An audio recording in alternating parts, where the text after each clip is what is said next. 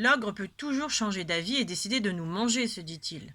Alors il se leva et prit les bonnets de ses frères qu'il alla tout doucement mettre sur la tête des filles de l'ogre, après leur avoir retiré leur couronne. Il avait eu raison car à minuit, l'ogre se réveilla. Il monta à tâtons dans la chambre de ses filles et s'approcha du lit où étaient les 7 frères. Ils dormaient tous, sauf le petit Poucet, qui eut bien peur quand l'ogre lui tâta la tête, comme il l'avait fait à ses autres frères. « Vraiment, se dit l'ogre en ayant senti le couronne, j'allais me tromper. » Il alla alors au lit de ses filles et sentit les bonnets. « Ah, les voilà !» se dit-il, tout content. Et d'un coup d'un seul, il coupa la gorge de ses 7 filles, puis il retourna se coucher. Dès que le petit Poucet entendit l'ogre ronfler, il réveilla ses frères et sans un mot, sans un bruit, ils quittèrent la maison et s'enfuirent dans la nuit. Le lendemain matin, lorsque l'ogre découvrit ses 7 filles mortes dans leur lit, il hurla. « Oh, mais qu'est-ce que j'ai fait ?» Puis il ajouta. « Femme, donne-moi mes bottes de 7 lieues, je vais rattraper ces 7 drôles. » Et il partit, ainsi chaussé.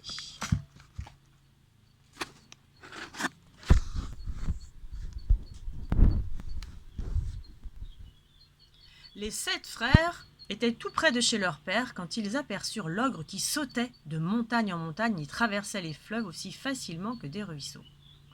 Alors ils se cachèrent sous un rocher creux, et l'ogre, qui voulait se reposer, s'allongea par hasard contre le même rocher et s'endormit. Le petit Poucet dit à ses frères d'aller retrouver leurs parents. Puis, une fois seul, il s'approcha de l'ogre et doucement, tout doucement, il lui enleva ses bottes et les mit à ses pieds. Et comme elles étaient magiques, les grandes bottes de l'ogre s'adaptèrent parfaitement aux petits pieds du petit Poucet. Ainsi chaussé, les bottes de 7 lieues, il se présenta devant le roi qui l'engagea comme messager. En exerçant ce métier, le petit Poucet gagna beaucoup d'argent. Un jour, il se dit que sa fortune était faite et qu'il était temps pour lui de retrouver sa famille. Son père, sa mère et ses 6 frères furent très heureux de le revoir et grâce à lui, qui était si petit, ils purent vivre sans souci tout le reste de leur vie.